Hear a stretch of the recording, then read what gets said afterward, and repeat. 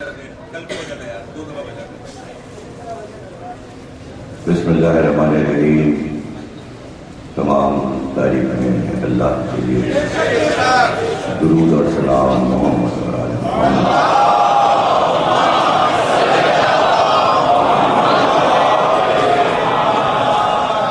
1434 ہجری کے شہ ثانی کی 5ویں تقریر دربار حسینی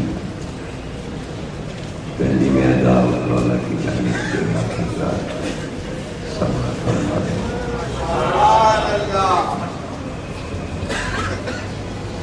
شجاعت بنی ہاشم کے موضوع پر مسلسل گفتگو ہو رہی ہے۔ شجاعت انسان کا ایک ایسا جوہر ہے کہ جس سے انسان کی عظمت دوبالا صرف جسمانی شجاعت نہیں، صرف بازوں کی طاقت نہیں، بلکہ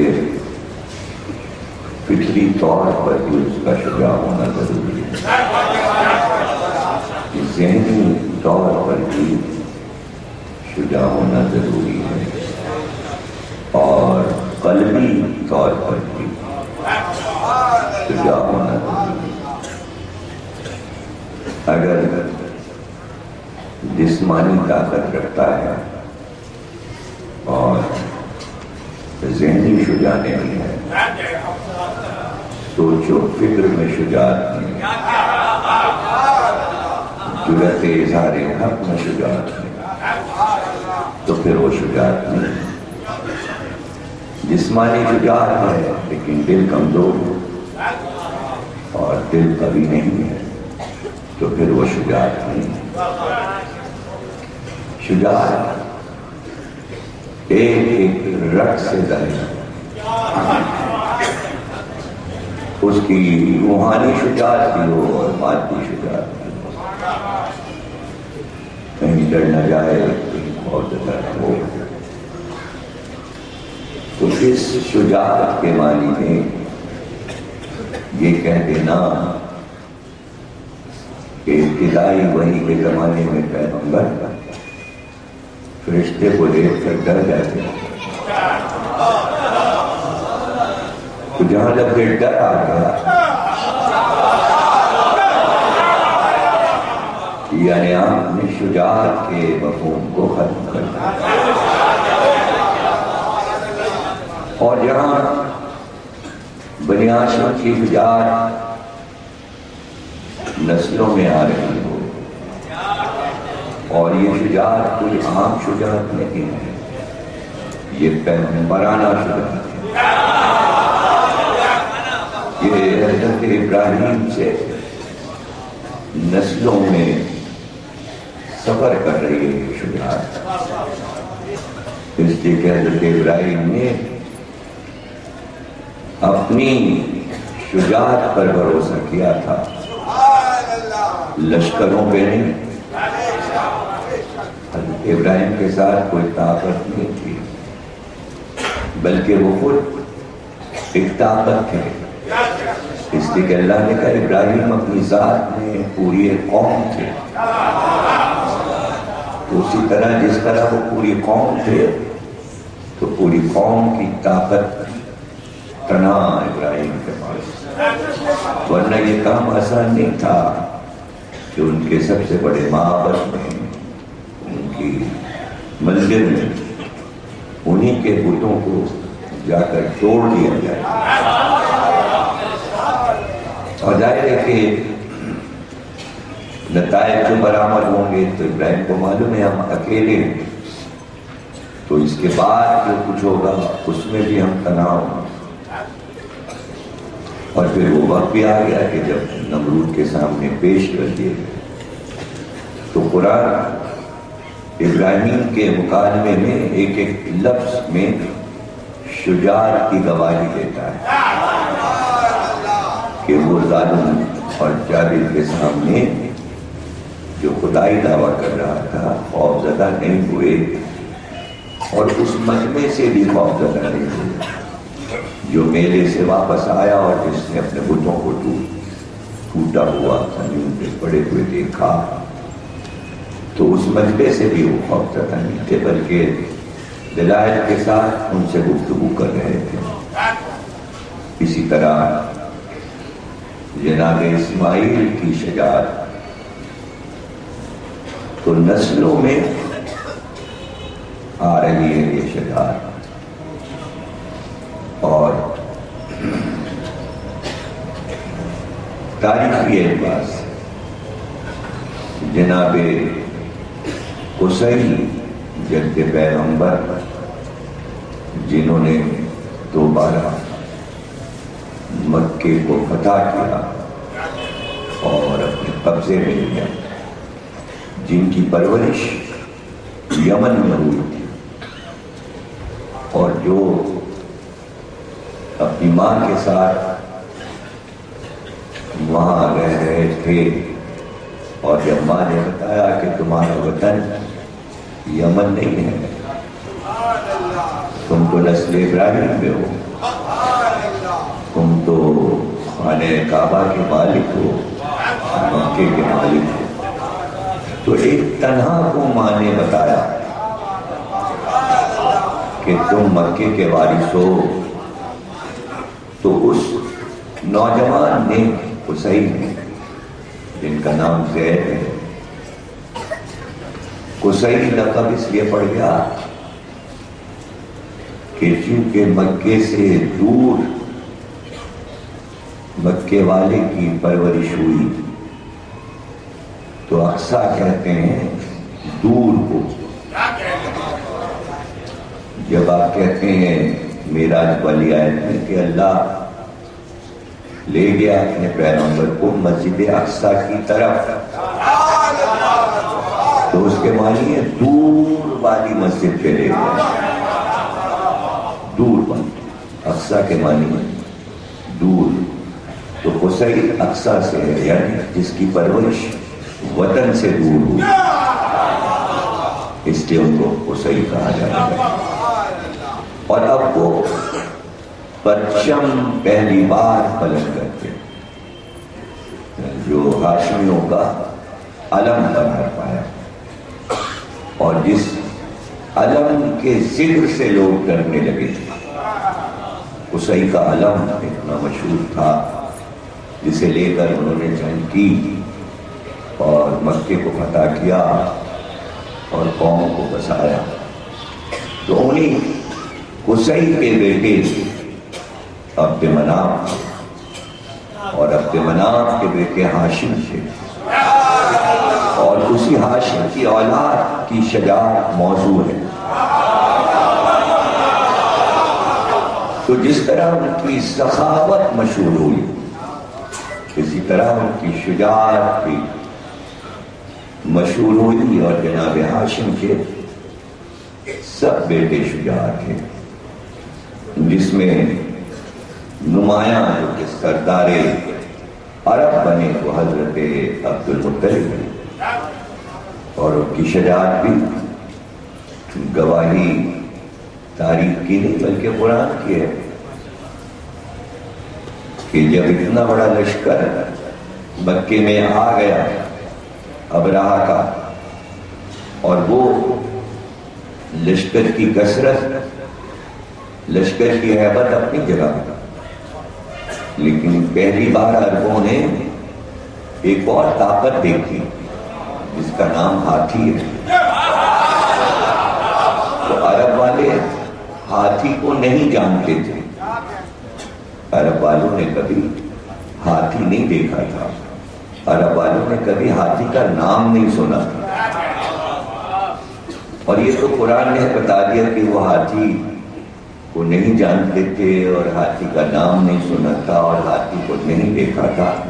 یہ تو ایک چیز قرآن نے بتا دی، میں تو کئی ہزار چیزیں بیان کر سکتا ہوں جس کے بارے میں عرب نہ جانتے تھے نہ نام سنا تھا،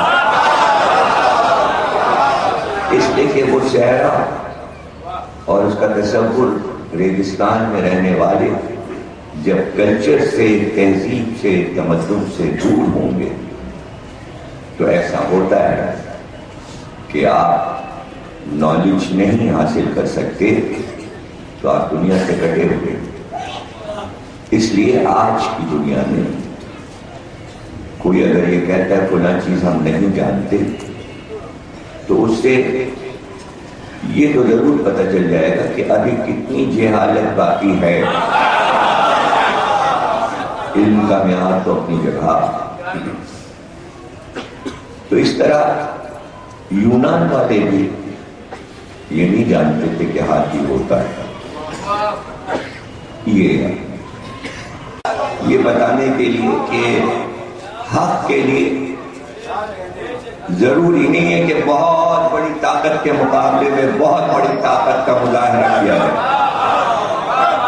تاکہ بڑی طاقت کو چھوٹی چیز سے مارا جائے، تاکہ وہ مر تو جاتا یوں بھی اور یوں بھی، لیکن یہ موت یہ ہے کہ حقارت کی موت۔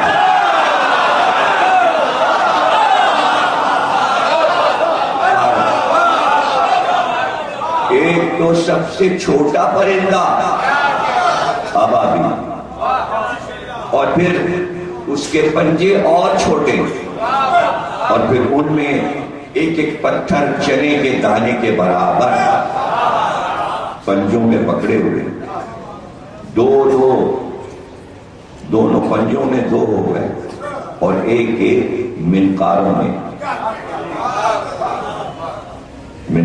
ایک ایک دانہ پکڑے، اور وہ ایک ایک دانہ کر کے چھوڑتی جا رہی ہیں، چھوٹی چھوٹی چڑیاں۔ تو یہی لکھا تاریخ نے کہ وہ ہاتھی بھوسا بن گئے، بھوسے کی طرح ہوا میں اڑنے لگے۔ تو یہاں اللہ کی مدد نے ابرہہ کے غرور کو اٹھا دیا، لیکن جب آئے گی اللہ کی مدد تو آئے۔ اس سے پہلے بنی ہاشم کی شجاعت کا مظاہرہ ضروری تھا کہ جو اتنا بڑا لشکر دہلانے آیا اور چاروں طرف ہاتھی بندے، اور ابرہہ خود خیمے میں تخت نشین تھا، تو ایک تو دشمن کے کیمپ میں جانا اور وہ بھی تنہا جانا،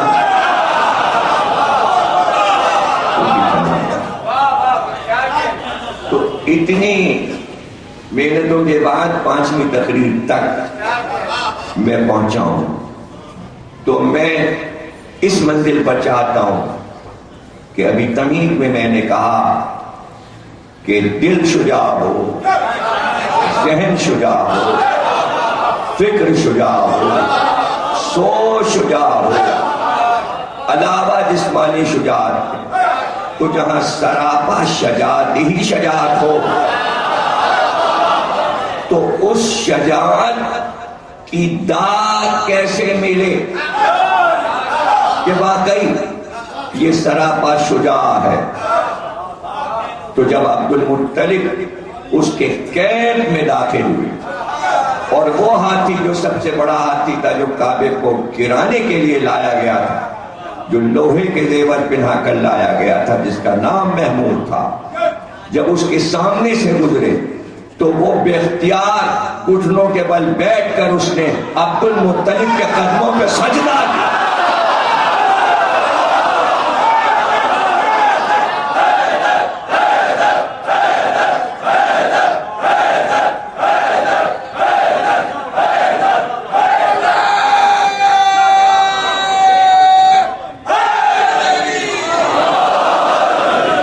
اب یہاں پر لوگ بیانات میں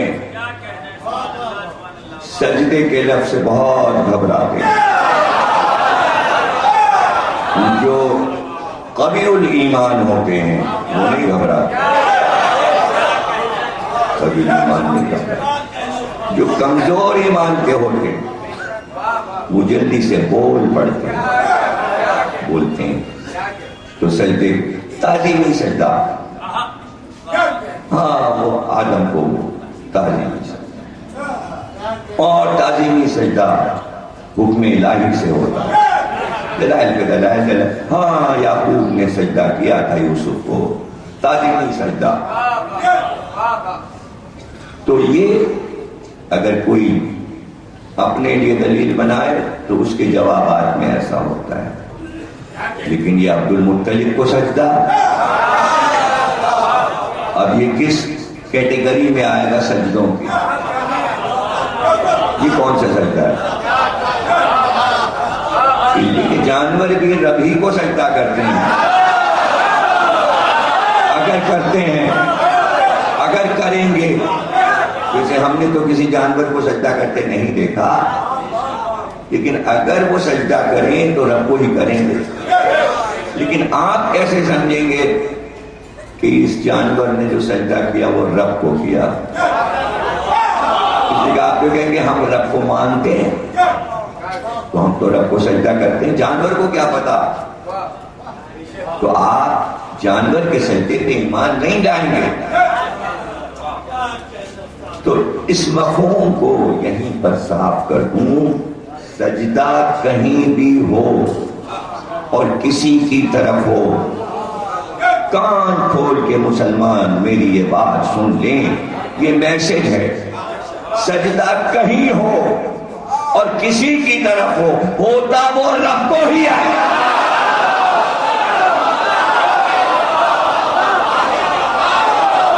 ہوتا وہ رب، اس لیے شرک کی بات نہیں کرنا چاہیے۔ کہیں بھی سجدہ ہو، کہیں بھی سجدہ ہو، سجدہ تو ہے ہی رب کے لیے، لیکن آپ اپنے اختیار سے سجدہ کریں گے تو وہ کہیں بھی کریں، ہوگا رب کے لیے۔ لیکن سجدے کی عظمت جب پڑتی ہے جب حکم الہی سے سجدہ ہو۔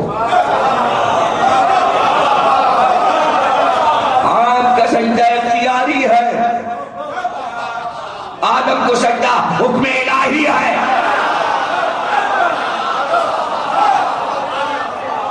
تو دونوں سجدوں کو ملاتے کیوں ہیں بھائی؟ ملاتے کیوں؟ لیکن اختیاری میں بھی ایک قسم نہیں ہے، ایک قسم نہیں ہے۔ یہ بھی اللہ نے کہا تمہاری پرچھائیاں سجدہ ریز ہیں، قرآن کی آیت ہے، تمہاری پرچھائیاں ہم کو سجدہ کرتی ہیں، تم نہیں کرتے لیکن تمہاری پرچھائی ہمیں سجدہ کرتی ہے۔ بھائی یہ قرآن کی آیت ہے، اور یہ آیت اننون آیت ہے، لیکن مولانا قلب حسین صاحب اللہ مقامہ نے، یعنی ابھی آیت میں ان کے بیٹے قلب صادق صاحب، ان کے والد کی بات کر رہے ہیں۔ قلب صادق کو تو سب جانتے ہیں نا، کیا نہیں جانتے؟ قلب حسین کو تو وہی لوگ جانتے ہوں گے جو 60 کے قریب ہوں گے، 60 سے کم والے کیا جانتے۔ ابھی 62 میں تو ان کا انتقال ہو گیا، سن 1962 میں ان کا انتقال ہو گیا، اکتوبر کے مہینے۔ تو شام غریبہ وہ کہنے پڑے، تو انہوں نے اس آیت پر کئی برس عشرہ پڑھا کہ تمہاری پرچھائیاں سجدہ کرتی ہیں رب کو۔ تو اب تو آیت مشہور ہو جائے گی، اب تو قرآن میں ڈھونڈیں گے، اب اس کے معنی دیکھیں گے۔ تو کہنے کا مطلب یہ کہ سجدہ ریز ہے، اللہ کہتا ہے ہر چیز مجھے سجدہ کر رہی ہے، اور آپ بحث نکال رہے ہیں یہ شرک ہے، یہ فلانا ہے، یہ ایسا ہے، یہ ایسا نہیں، ایسا ویسا کچھ نہیں، ساری عبادت اسی کی۔ اگر آپ کا ایمان قوی ہے، کہ ایمان قوی ہونے کا مطلب یہ ہے کہ آپ شجاع ہیں، اور اگر ایمان کمزور ہے تو آپ بزدل ہیں، اور بزدل یہ باتیں نکالتا ہے، یہ غلط، وہ غلط، یہ شرک وہ شرک ہے۔ شجاعت، آپ کا قوی الایمان ہونا ضروری ہے۔ اگر آپ ایمان میں قوی ہیں، روز چرچ چلے جائیے، روز مندر میں چلے جائیے، روز مشرکوں میں بیٹھیے اور ان سے باتیں کیجیے، روز کافروں میں بیٹھیے اور ان سے باتیں۔ ایمان قوی ہے، جس کا کمزور ہوگا وہ صحبت کا اثر لے گا، مندر بھی برباد کرے گا، چرچ بھی برباد کرے گا، مشرک بھی برباد کرے گا، کافر بھی برباد کرے گا۔ قوی الایمان ہونا شجاعت کی دلیل ہے، ورنہ اسی عرب کے کفرستان میں جو بنی ہاشم پلے تھے، قوی الایمان تھے، تو ان کے ایمان کی قوت کو وہ لوگ نہ سمجھ سکے جو آج بھی ایمان کی قوت نہیں رکھتے۔ جیسے وہ اپنے کو کمزور سمجھتے ہیں، وہ سمجھتے وہ بھی کمزور تھے، وہ تصور نہیں کر پاتے کہ جہاں اکثریت بت پرستوں کی ہو وہاں کسی نے اپنے ایمان کو سلامت کیسے رکھا۔ ارے ایک مثال سے دنیا سمجھ لے کہ ہمارا ایمان کیا ہے۔ ہمارا ایمان علی ولی اللہ ہے، پوری دنیا میں چاروں طرف دشمن ہے، ایمان تو سلامت ہے۔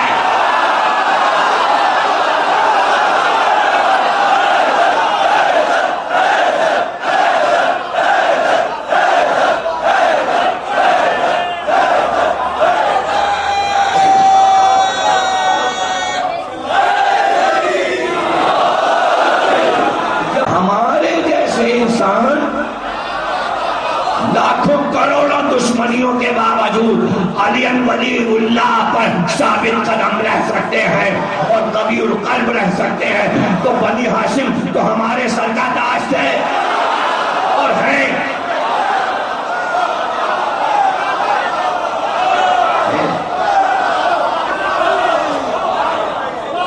تو ان کے لیے کیا مشکل تھا؟ پورا عرب جانتا تھا یہ شجاع ہے، اس نے کبھی چھیڑا نہیں، ورنہ انہیں چھیڑنا چاہیے تھا کہ ہر سال حج پر سب بتوں پر آتے ہیں چڑھاوے چڑھانے، تم لوگ کیوں نہیں آتے؟ تم لوگ کیوں نہیں آتے؟ آج لوگ تقاضے کرتے ہیں، تبلیغی لوگ آتے ہیں، آپ مسجد میں کیوں نہیں آتے؟ آیا کیجئے، تو دعوت نامے تو آتے ہیں، تو کیا اس دور میں دعوت نامے نہیں آئے ہوں گے؟ نہیں آئے ہوں گے، نہیں آئے ہوں گے، اس لیے نہیں آئے ہوں گے، انہیں معلوم ہے کہ ان کا دین الگ ہے اور ہمارا دین الگ ہے، جھگڑا ہی یہی تھا، جھگڑا ہی۔ دو فرقے تھے مکے میں، دونوں الگ الگ تھے۔ اب یہ کہ ایک سلوکن حصہ تھا، گروہ تھا، وہ جھگڑا نہیں کرنا چاہتا تھا، شجاعت میں کمی نہیں تھی، لیکن مظاہرے کی ضرورت نہیں تھی، لیکن جہاں مظاہرے کی ضرورت ہوئی وہاں مظاہرہ کر دیا، اکیلے چلے گئے ابرہہ کے لشکر نے کہا میں آیا ہوں۔ اب جس ہاتھی پہ اس کو ناز تھا، جب وہی سجدے میں گر گیا تو اب ابرہہ کیا کرے؟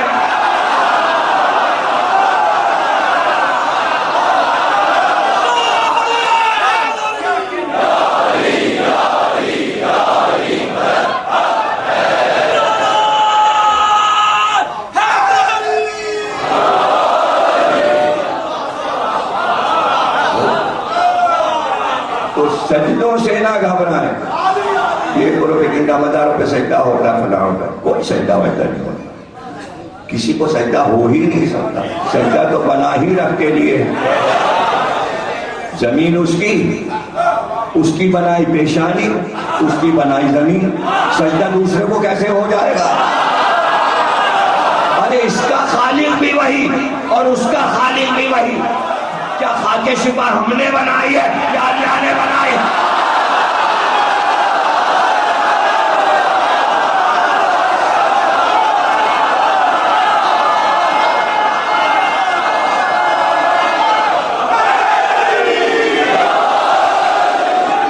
مجھے بتائیے کربلا کی زمین اللہ نے خلق کی یا شیعوں نے خلق کیا ہے؟ ارے اللہ کی زمین پہ سجدہ ہے، 10 جگہ قرآن میں لکھا ہے اللہ کی زمین پہ سجدہ کرو۔ آپ ہم سے کہنے یہ سجدہ کہنا، اللہ کی زمین پہ سجدہ ہے، اللہ کی زمین پہ سجدہ۔ تو جب وہ کہہ رہا ہے اللہ کی زمین پہ سجدہ کرو تو آپ کہیں ہاں اللہ کی زمین پہ سجدہ کیجئے، مٹی اٹھا کے کیوں لاتے ہیں؟ اب نیا اعتراض آپ نے نکال لیا، اب مٹی کہیں بھی جائے رہے گی تو اللہ کی، یا کسی اور کی ملکیت ہو جائے گی۔ لیکن اگر آپ کو اس پر اعتراض ہے کہ جہاں مٹی ہے وہیں کر لیجئے، لائیے نا، تو میں آپ کے رجوع جب اللہ کہہ رہا ہے سجدہ زمین پہ ہوگا تو یہ بتا دو جو آدم کو سجدہ ہوا کیا ہوا میں فضا میں سجدہ نہیں ہے، سجدہ مٹی پر ہے۔ بھائی مجھے جواب دینا، سب سجدہ گزار بیٹھے ہیں، ان کی جبینیں لاکھوں سجدوں سے سجی ہیں، تو کوئی تو بولے، کسی کی فقہ میں دکھائیے کتنی فقہیں ہیں، 5 ہیں تو 5 میں کسی ایک میں دکھائیے، کسی ایک میں دکھائیے۔ میں بتاتا ہوں، آگ پہ سجدہ ہے، پانی پہ سجدہ ہے، ہوا پہ سجدہ ہے، تو 3 پہ سجدہ نہیں ہے، 4تھے پہ سجدہ ہے۔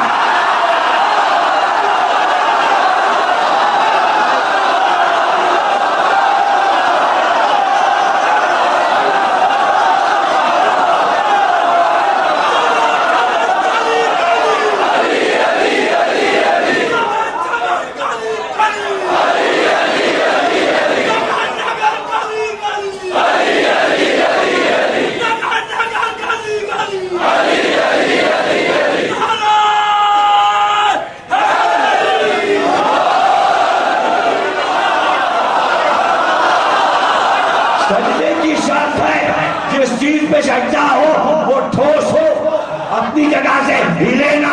پانی پہ سجدہ ہوگا، پانی 2 حصوں میں بٹ جائے گا، ہوا پہ سجدہ ہوگا، ہوا ادھر ادھر چلی جائے گی، آگ پہ سجدہ ہوگا، پیشانی چل جائے گی۔ سجدہ اس پہ ہوگا جو سجدے کی قوت کو برداشت کر سکے۔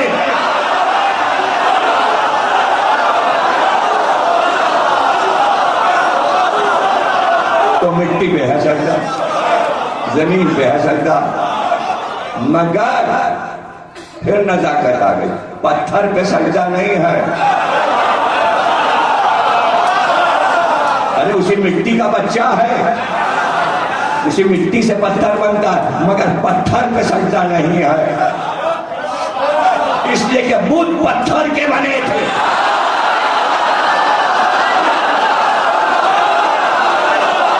احتیاط آ گئی، فقہ میں احتیاط آ گئی ہے۔ جانور کی کھال پہ سجدہ نہیں ہے، کپڑے پہ سجدہ نہیں ہے، پتے پہ سجدہ ہے، لکڑی پہ سجدہ ہے۔ مجبوری جب مٹی نہ ہو، مٹی افضل ہے سجدے کے لیے، مٹی افضل ہے سجدے کے لیے۔ جب ساری مخلوقات سے سجدے کے لیے نباتات جمادات میں مٹی افضل ہو سکتی ہے تو مٹی پر مٹی افضل ہو سکتی ہے۔ ارے مٹی افضل ہے تو مٹی پر وہ مٹی افضل ہو سکتی ہے جو حسین کی مٹی کہلاتی ہے۔ اس میں کیا ہو رہا ہے؟ اس میں کیا ہو بات ہے سمجھنے کی؟ تو مزاروں پہ سجدہ نہیں، ہستیوں کو سجدہ نہیں، سجدہ رب کا ہے۔ اس نے جا کے کہا امام صادق سے کہ روضے کا روب و دبدبا، حسین کے روضے کی شان اور دل میں مودت اور محبت، جب روضے پہ جاتا ہوں اور نظر پڑتی ہے دروازے پر اور وہ جاؤ حشم، تو بے اختیار دل کہتا ہے سجدہ کرو۔ کیا کروں؟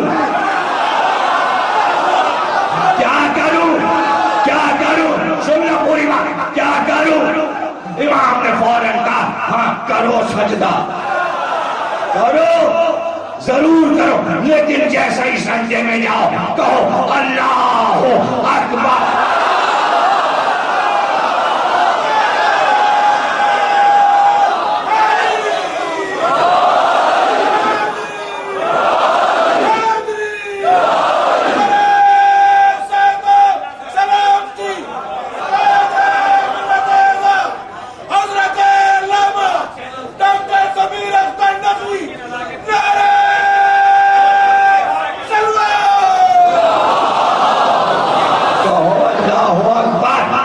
اس سے بڑا کوئی نہیں۔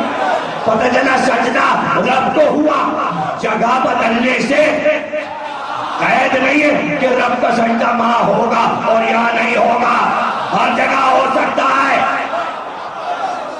ہر جگہ ہو سکتا ہے رب کا سجدہ ہر جگہ۔ یہ بھی قرآن کی آیت ہے، اگر کہیں تمہارے سجدوں پہ پابندی لگ جائے تو ہجرت کر جاؤ۔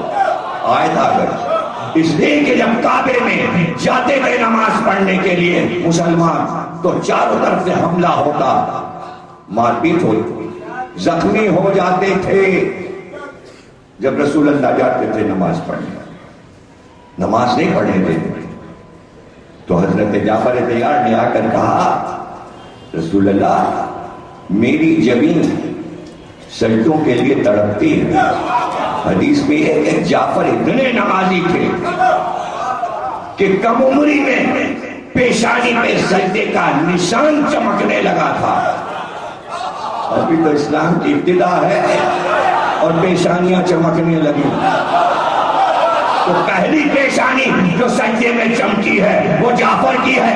اگر اس سے پہلے کسی کی پیشانی چمکی ہے سجدے پر، لاؤ تاریخ میں دکھاؤ۔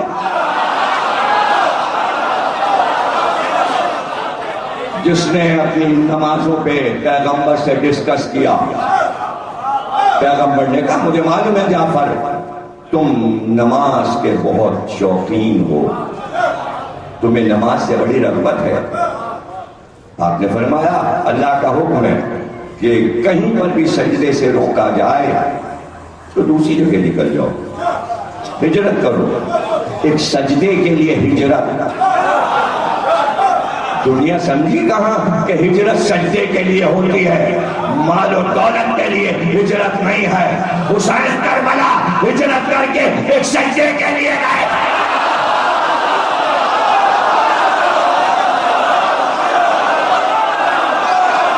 ارے وہ ایک سجدہ مدینے میں بھی ہو سکتا تھا، وہ ہجرت ہو گئی۔ تو آپ یہ تو دیکھیے کہ رسول اللہ کہہ رہے ہیں اچھا جعفر تم جا رہے ہو تو کچھ اور لوگوں کو لے جاؤ۔ جعفر تو اکیلے جا رہے تھے، حضور نے کہا جب جائے رہے تو اور لوگوں کو لے جاؤ، 85 لوگوں کو لے جاؤ۔ تو ایک پر اتنے کا وزن، یعنی 85 آدمیوں کی ذمہ داری، تو جس پر 85 آدمیوں کی ذمہ داری، ہجرت کا پورا سفر، نئے ملک میں جانا، وہاں رہنا، وہاں بسنا اور پھر ان سے بات کرنا، یہ کسی بزدل کا کام نہیں ہے۔ ایسا شجاع ہو، ایسا شجاع ہو جو اپنی ذات میں شجاع ہو، جو تنہا شجاع ہو۔ کسی نے جعفر کو دیکھا تو نہیں کہ تلوار چلائی ہے، کسی نے جعفر کو لڑتے نہیں دیکھا، ابھی تو لڑائی شروع ہی نہیں ہوئی۔ یہ مکے کے 13 برس میں کہاں لڑائی شروع ہوئی، ابھی تو ابتداء اسلام ہے۔ بے شک کے چند دن تو گزرے اور یہ عالم ہو رہا ہے، چند مہینوں میں یہ عالم ہو گیا۔ تو ابھی تو نہ کوئی لڑائی ہوئی ہے، نہ کسی نے میدان جنگ دیکھا ہے، کسی کے تصور میں بھی نہیں ہے کہ اسلام کوئی میدان جنگ کی بات کرے گا اور کوئی تلوار چلائے گا۔ لیکن پھر میں کہنا چاہ رہا ہوں اپنے تمہید کی طرف پلٹ کر کہ جہاں نسلوں میں شجاعت آتی ہے وہاں تلوار دلیل نہیں بنا کرتی ہے۔ اس کے بعد سب کو معلوم ہے کہ شجاع ہیں، شجاع سب جان رہے تھے کہ ابو طالب شجاع ہیں، اس لیے کہ سب نے جنگ فجار میں ابو طالب کو زرہ بختر کے ساتھ لڑتے دیکھا تھا۔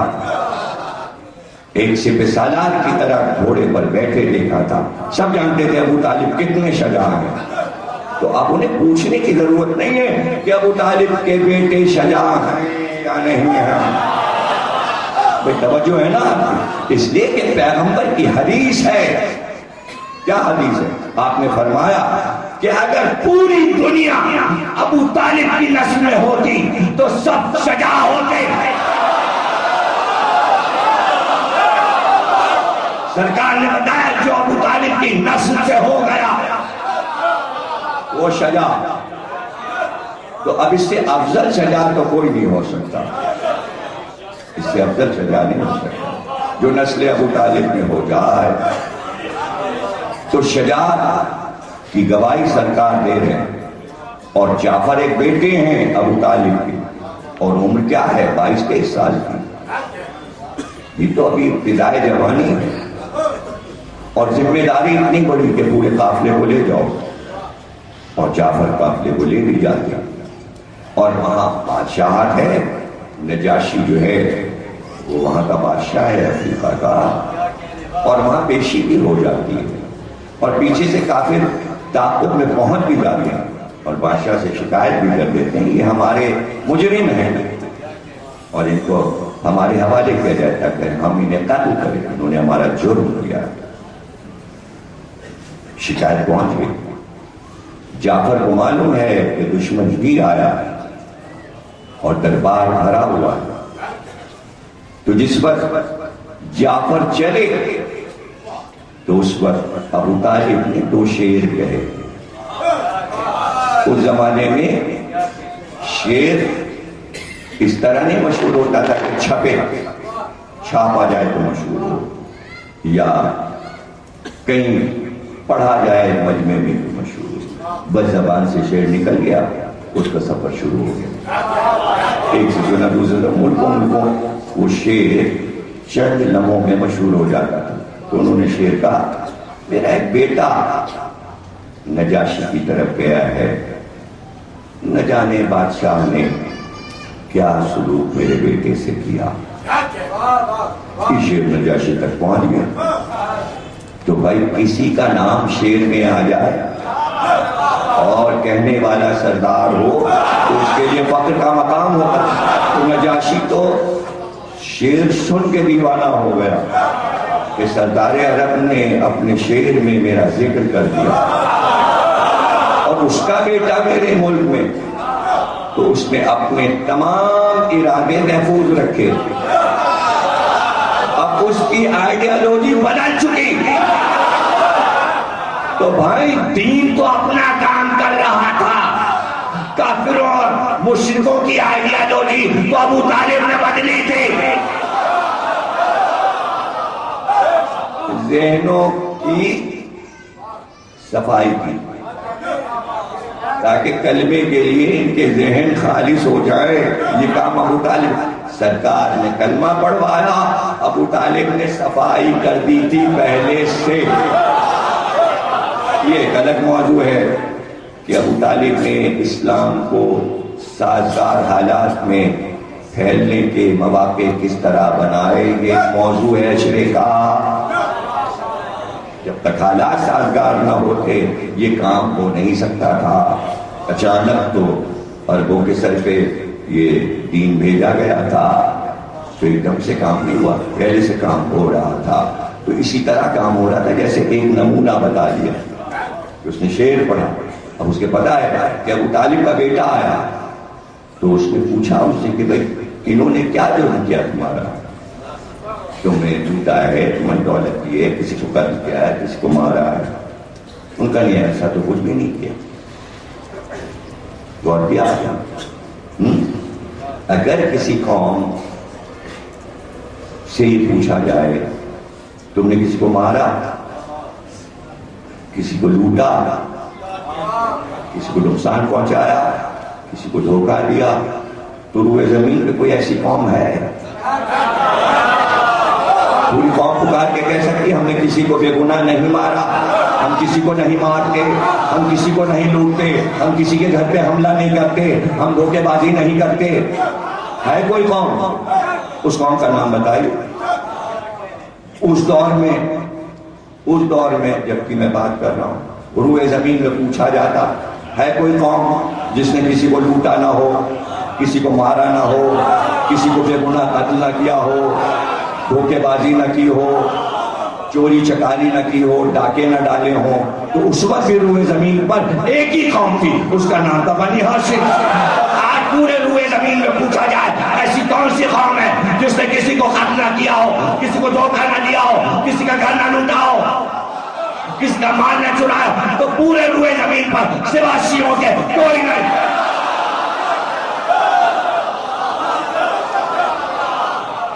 مجھے افسوس ہے کہ چندی شیعہ اس میں بیٹھے تھے۔ میں نے پتہ لگایا کہ میری مجلس میں کتنے شیعہ آتے ہیں، پتہ چلا شیعہ کم آتے ہیں، شیعہ میری مجلس میں کم ہیں، اکثریت کسی اور کی، اکثریت کسی اور۔ اگر اکثریت شیعوں کی ہوتی تو اس کے معنی دو باتیں ہوں گی، جو چپ رہے انہوں نے کوئی گڑبڑ کی ہے،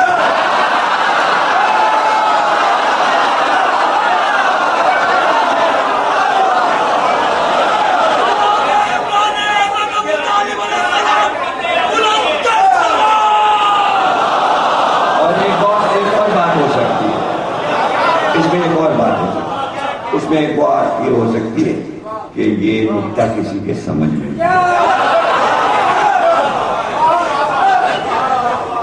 یہ بات کوئی سمجھ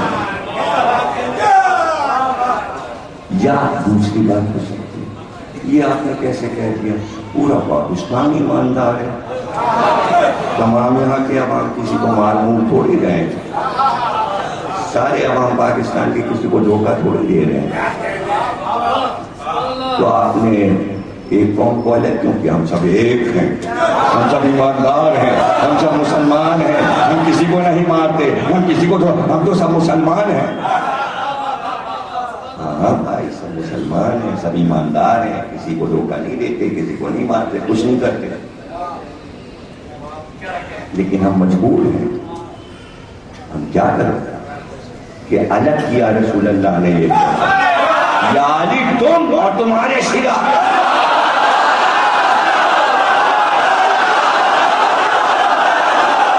ایک حدیث میں ہمیں کوئی شیعہ سنی دکھا دے کہ رسول نے یہ کہا ہو یا علی تم اور تمہارے مسلمان، لاؤ حدیث،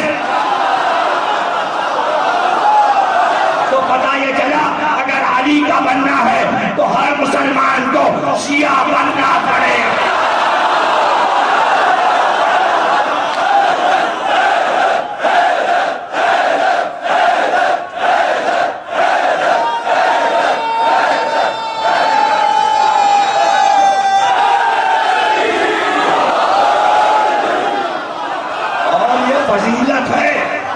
یہ مسلمانوں کی فضیلت ہے، فضیلت اس لیے ہے کہ ایک ہی لفظ قرآن میں آیا ہے، بابا تو قرآنی بنو، تاریخی کیوں بنے بیٹھے ہو؟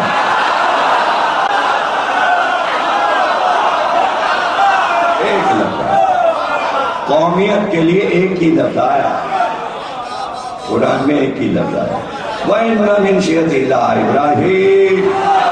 اللہ کہہ رہا ہے میرے شیعوں میں سے ایک شیعہ ابراہیم تھا، تو اللہ بتا دو میرے شیعہ کتنے ہیں؟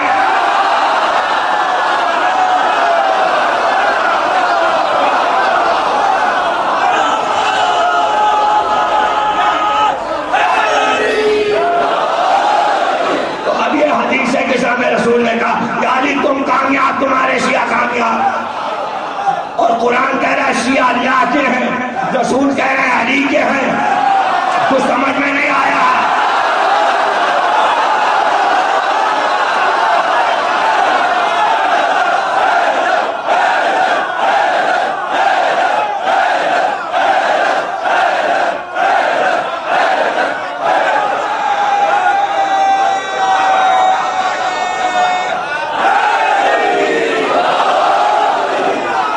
بھائی کچھ سمجھ میں آ رہا ہے؟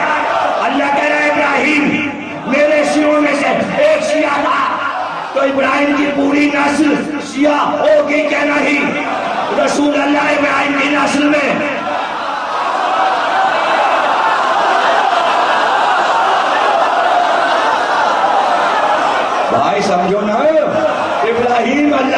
خلیل ہیں، رسول حبیب ہیں. جب خلیل کو شیعہ کہا ہے تو کیا حبیب کو نہیں ہے؟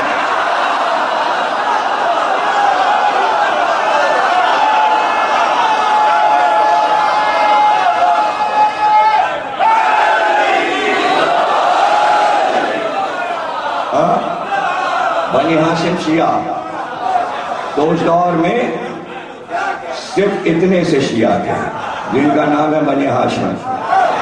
اس میں سرکار بھی ہیں، اس میں عبد المطلب بھی ہیں، اس میں ابو طالب بھی ہیں، اس میں جعفر بھی ہیں. اور جعفر کھڑے ہوئے نجاشی کے سامنے، اور نجاشی ان سے پوچھ رہا کافروں سے کیا خطا، ان کا کوئی بھی خطا نہیں. کہا تو پھر تم ان کے پیچھے کیوں پڑے ہو؟ کہ نہیں، یہ اس کے یہاں ایک نبی آیا، اسے پوچھو، نیا دین انہوں نے بنایا ہے. اب چونکہ بادشاہ تو عیسائی ہے، اس کے ہاں تو بت رکھے ہی ہوئے ہیں، عیسیٰ کے مجسمے ہیں، مریم کے مجسمے ہیں، فرشتوں کے ہیں، تو وہاں تو کمزوری تو ایک ہے نا. تو کہا ان کے عقائد پوچھو، اسے پوچھو. حضرت ام سلمہ فرماتی ہیں وہ بھی تھیں اس ہجرت کے قافلے میں. وہ کہتی ہیں اس دن ہم لوگ بہت ڈرے ہوئے تھے، خوف زدہ تھے کہ کیا ہوگا، ہم یہاں رہ بھی پائیں گے، بادشاہ میں رہنے بھی دے گا، اس لیے کہ ہمارے عقائد اسلامی عقائد تھے، رسول اللہ پہ ہم لوگوں کا یقین تھا، ہم اس دین پہ عامل تھے، کیا ہوگا، یہ رہنے دے گا. پھر ام سلمہ فرماتی ہیں کہ کس شجاعت سے جعفر نے ہمارے دربار میں تقریر کی، اور وہ تقریر جعفر کی 6 گھنٹے کی ہے،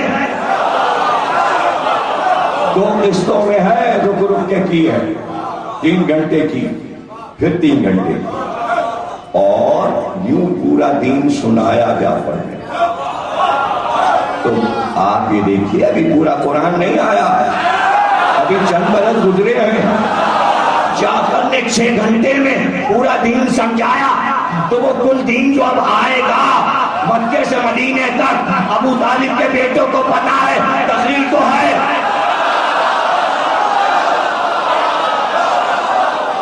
تو ہے، اور بس میں شجاعت ہے کہ خوف زدہ نہیں ہوئی.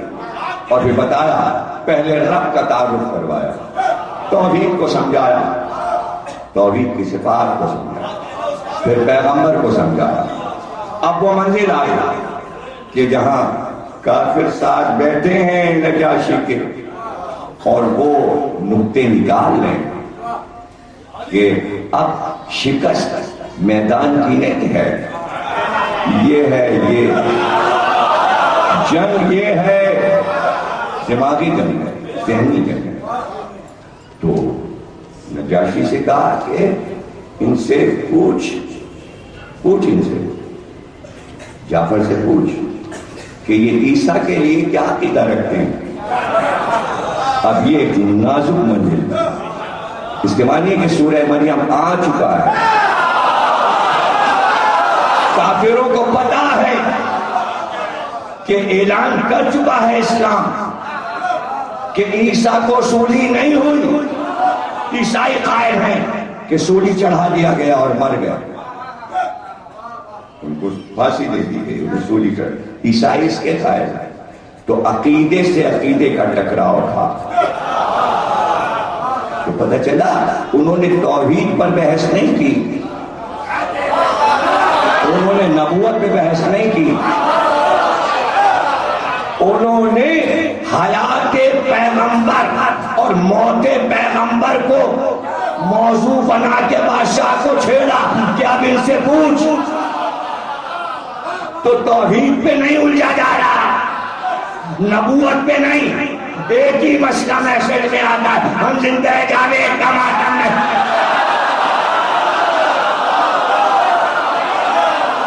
تو وہاں بھی یہ فکر بادشاہ کو دی گئی تاکہ شکست ہو جائے اور اس کا جواب نہ ہو.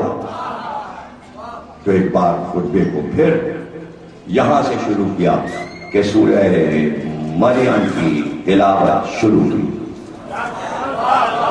سورہ مریم کی تلاوت شروع کی. اور کیا سورہ ہے جیسے فضائل سورہ مریم میں حضرت عیسیٰ اور حضرت مریم کے بیان کیے ہیں کہ پوری انجیل ایک سورے پہ سطح ہو جائے. کیا شان ہے قرآن کی. ہا یا عین صاد حروف مقطعات سے سورہ شروع ہوتا ہے اور قوافی ہیں. ہر آیت ایک قافیے پہ ختم ہوتا ہے. خوبصورت ترین سورت. اور اس نے سوال کیا عقیدہ ہے عیسیٰ کے بارے میں تمہارا کیا عقیدہ ہے؟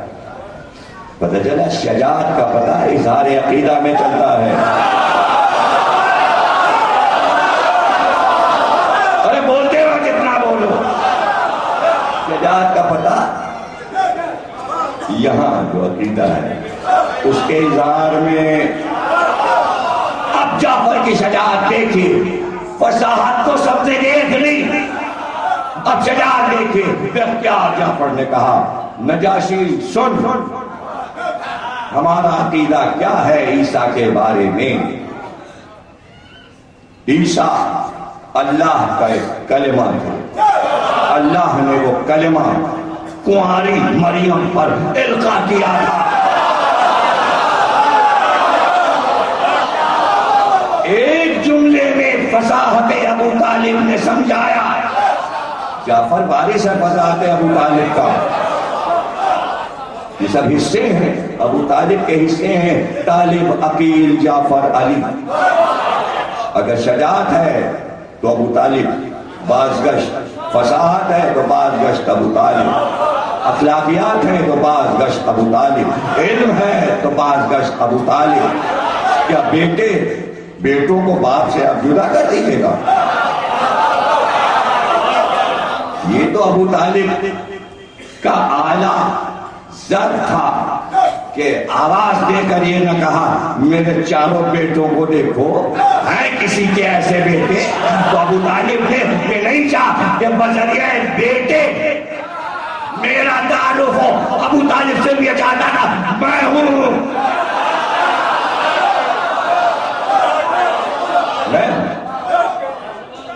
میں نے اپنے بھتیجے کا تعارف کروایا. تو جب نبوت کا تعارف میں نے کرایا ہے تو میں اپنے بچوں سے تعارف لوں, نہیں سمجھے. چونکہ ابو طالب نے بچوں سے وسیلہ لے کر تعارف نہیں کرایا, اسٹیشن کے لوگوں نے کہا کلمہ نہیں پڑھا.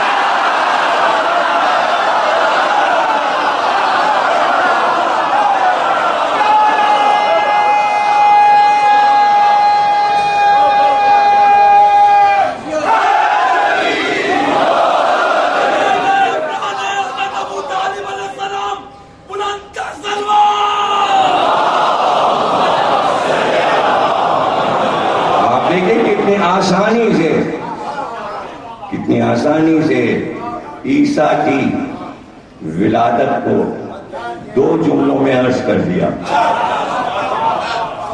بس کافی ہے یہ کہنا کہ عیسیٰ کو القا کر دیا. جیسے آپ کے دل میں خیال آئے اور آپ کہیں قدرتی طور پہ میری مدد ہوئی ہے, میرے دل میں یہ بات قدرتی آئی, اسے کہتے ہیں القا. یعنی خیال عیسیٰ قلب مریم میں اس طرح آیا, وہی ولادت ہے.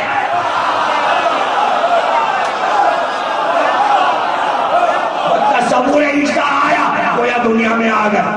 اس کو کہتے ہیں القا. اور لفظ کہا کنواری مریم, جا عصمت کو باقی رکھا, پاکیزگی اور طہارت کو باقی رکھتے ہوئے.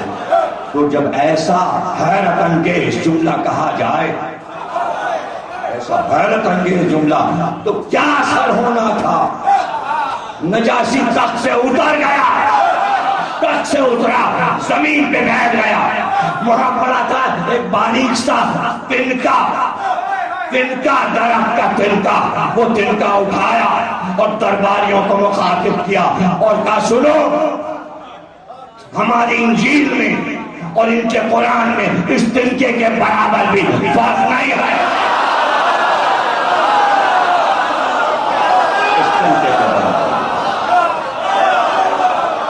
شجاعت میں نے کارنامہ کیا اور پھر اعلان ہوا. نجاشی رونے لگا سورہ مریم سن کر، آنکھ سے آنسو سارے درباری رونے لگے. تو اس پہ پھر نئی بحث چھڑ گئی کہ سورہ مریم سن کر یہ سب رونے کیوں لگے.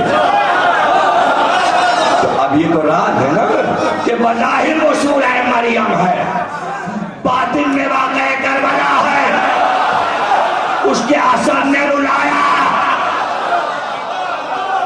وہ مجلس تھی. اب کسی کو کیا پتا مجلس کیسے کیسے ہو چکی ہے. کاف یا انسان، کاف سے کربلا، اے سے شہادت، عین سے آتش حسینی، صاد سے صبر حسینی. کربلا کے سمبس حروف مقطعات کی جمع، اس لیے سب رونے لگے. اور پھر اعلان کیا اس نے، میرے ملک میں جہاں چاہو مسلمانوں رہو، ہم تمہیں نئی کالونی بسا کے دیتے ہیں، تمہارے مکانات بنیں گے. تو آپ کو پتہ ہے کیا ہوا؟ جیسا ہی اس نے اعلان کیا سارے مسلمانوں نے عید ملنا شروع کی، ایک دوسرے سے گلے ملنے لگے کہ بادشاہ نے ہمیں رکنے کا اعلان کر دیا اور مکانات بھی ملیں گے. اور اب بادشاہ خوش ہونے لگا ان کے ساتھ بیٹھ کر. اب جعفر ہیں اور بادشاہ، اور وہ کہتا ہے مجھے اپنے بھائی کا دین سمجھاؤ، مجھے اپنے بھائی کا دین سمجھاؤ. اور 14 سال جعفر رہے حبش میں. تو ابو طالب کے ایک بیٹے نے بر اعظم افریقہ میں 14 سال کے اندر اسلام پھیلا دیا.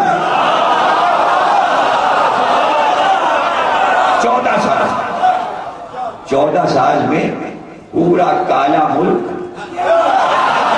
گورا گورا نظر آنے لگا. اور پھر اللہ نے بڑی نعمتیں دی انہیں، بڑی نعمتیں ہیں وہاں. آج اسلام کا پرچم افریقہ کے ممالک میں لہرا تھا، مصر سے لے کر اس کے آخر کونے تک. سب ملکوں کے آپ کو نام معلوم، کتنی شادابی ہے وہاں.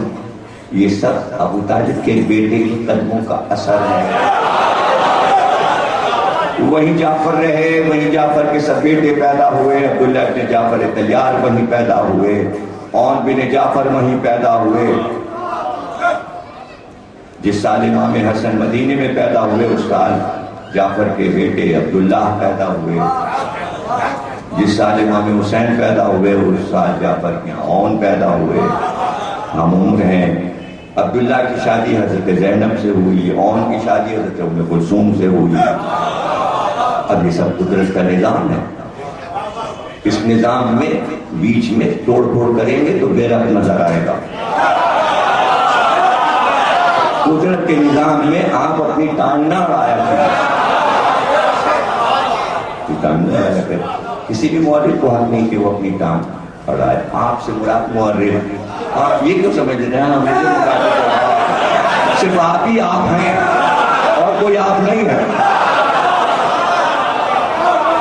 بھائی یہ تو محاورہ ہے، یہ آپ کہیں بھی جا سکتا ہے، کہیں بھی جا سکتا ہے.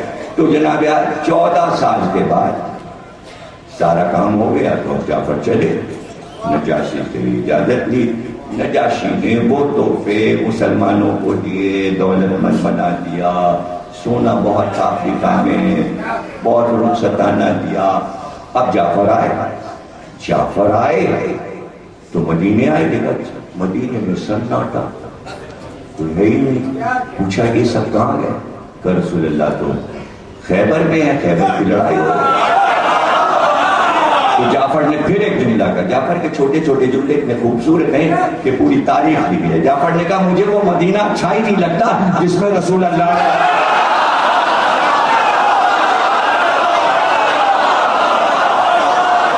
گھوڑے سے نہیں اترے اور سیدھے خیبر کا رخ کیا. یا خیبر کی طرف جعفر چلے اور وہاں اطلاع ہوئی کہ 14 برس کا بچھڑا بھائی افریقہ سے آ رہا ہے. اب یہاں منظر یہ تھا کہ ابھی ابھی علی خیبر فتح کر کے علی کے پہلو میں آئے تھے، اور ابھی خبر ملی کہ دوسرا بھائی سامنے سے آ رہا ہے جو 14 سال کے بعد آ رہا ہے۔ تو آپ نے اعلان کیا، یعنی فتح خیبر پہلو میں، اور یہ اعلان جعفر کا استقبال ہم آپ کریں گے، اور آگے بڑھ کے کریں گے، اور پیدل کریں گے۔ ادھر خبر پہنچی جعفر کے استقبال کے لیے رسول اللہ پیدل آ رہے ہیں، جعفر فوراً گھوڑے سے اتر گئے، فوراً گھوڑے سے اتر گئے اور پیدل چلے، اور دوڑتے ہوئے رسول کی طرف آئے، اور دوڑ کر جعفر کو گلے سے لپٹایا، اور پھر ایک پہلو میں جعفر کو لے لیا، اپنے آپ سے قریب کر لیا، اور پھر دوسرا ہاتھ بڑھایا اور علی کے گلے میں ڈال کر علی کو قریب کیا۔ اب پورا مجمع ہو سکتا ہے کہ اسی طرح بیٹھا ہو، منظر تو یہی تھا کہ ایک پہلو میں علی،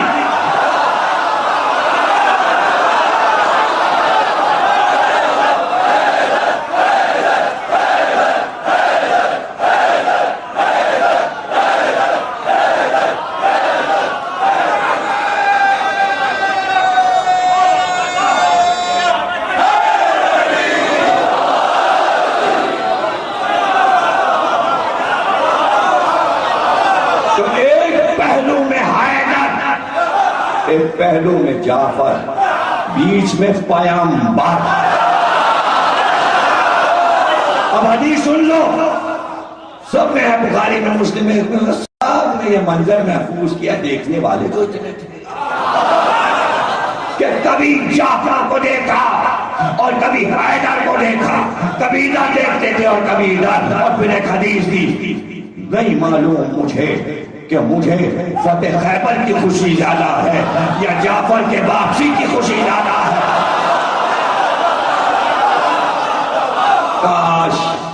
کاش میں ہوتا تو میں پوچھتا، سرکار دونوں کو برابر کر دیا تو وجہ تو بتا دیجئے، کیا فتح خیبر اور 14 سال کی ہجرت جعفر کی دونوں برابر ہے؟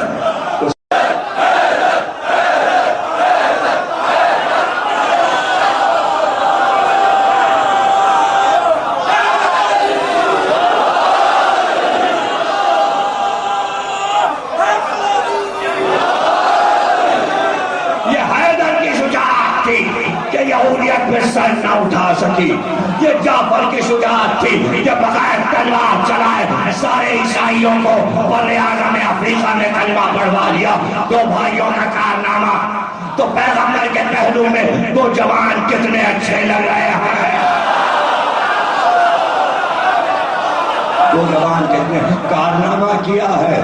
علی کا کارنامہ یہ ہے کہ اب اسلام کی مخالفت یہودیت نہیں کرے گی، اب عیسائیت نہیں کرے گی، اب یہ آپ کے کام ہیں، انجام مباہلے میں دیکھ لینا۔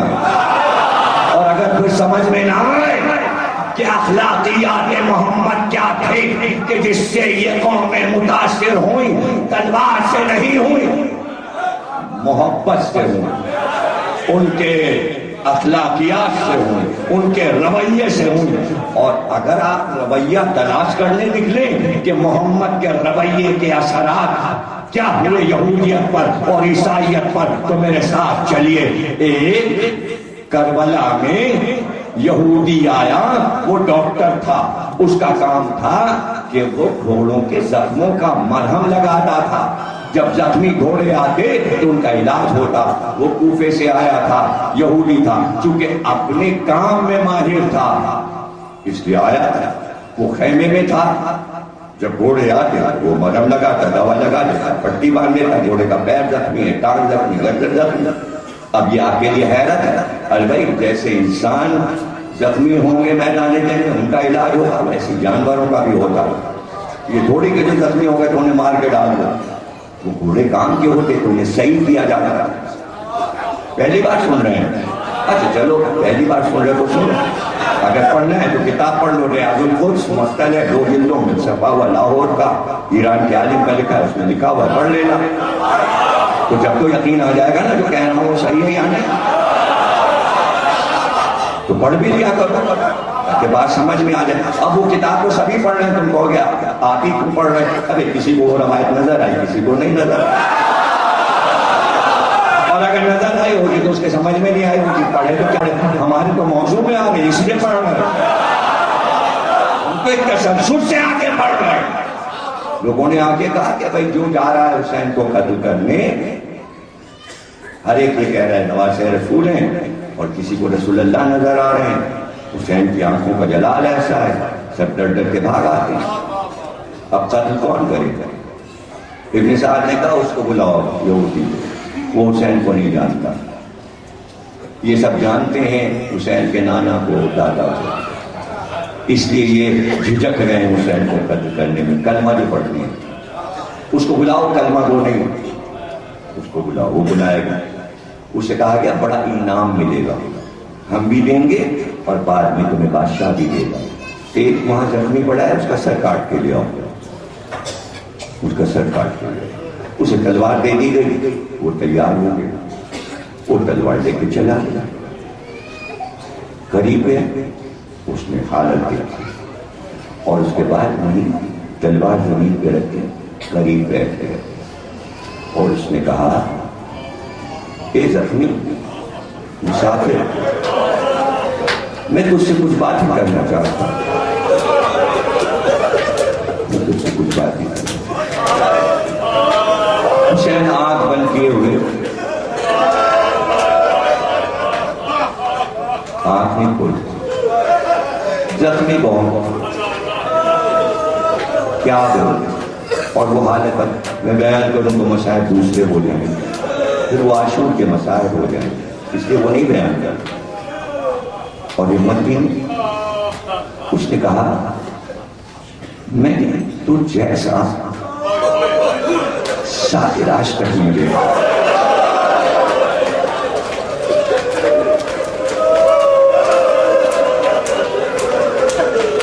صبح سے میں دیکھ رہا ہوں صبح سے تیرے بچے مارے گئے، تم نے صبر کیا، میں نے دیکھا تیرا بھتیجا مارا گیا، تم نے صبر کیا، میں نے دیکھا تیرا جوان بیٹا مارا گیا، تم نے صبر کیا، میں نے دیکھا تیرا جوان بھائی مارا گیا، تم نے صبر کیا، میں نے دیکھا تیرا چھوٹا سا بچہ مارا گیا، تو نے صبر کیا۔ میں صرف اتنا جاننا چاہتا ہوں تو کون ہے، اس صحرا میں کیسے آ گیا، اور یہ کون ہے جو تیرے دشمن ہے، اور کیوں تیرے دشمن ہے مجھے بتا۔ کوئی جواب نہیں، آنکھیں حسین نے نہیں کھولی۔ تقریر ختم ہو گئی، کل عرض کروں گا کہ جعفر کی تبلیغ عیسائیت پہ جو اثر ہوا، اس کے اثرات عیسائیت پر کیا ہوا، یہ کل پڑھوں گا۔ آج تقریر یہاں ختم ہو رہی ہے کہ علی نے اخلاق پیغمبر جو خیبر میں دکھائے، اس کے اثرات یہودیوں پر کیا ہوئے۔ علاوہ تلوار چلنے کے پتہ چلا تلوار سے زیادہ رویے اور اخلاق کے اثرات ہوتے ہیں، اور اسلام نے وہی اثر آخر میں چھوڑا جو آخر وقت تک رہا۔ تقریر کے آخری جملے اور آپ تڑپ جائیں گے، ایک بار اس نے اپنے گھٹنوں کو زمین پہ ٹیک کے وہ اور قریب ہوا، کب مسافر تو میری آواز سن رہا ہے؟ دو جملے، کیا تو میری بات سن رہا ہے؟ تو میری کسی بات کا جواب نہیں دے رہا۔ اچھا، میں صرف یہ پوچھنا چاہتا ہوں کہ تو کون ہے، تیرا نام کیا ہے؟ وہ جو صبح تیرا بھتیجا پامال ہوا، اس کی قسم بتا تو کون ہے؟ آواز نہیں آئی۔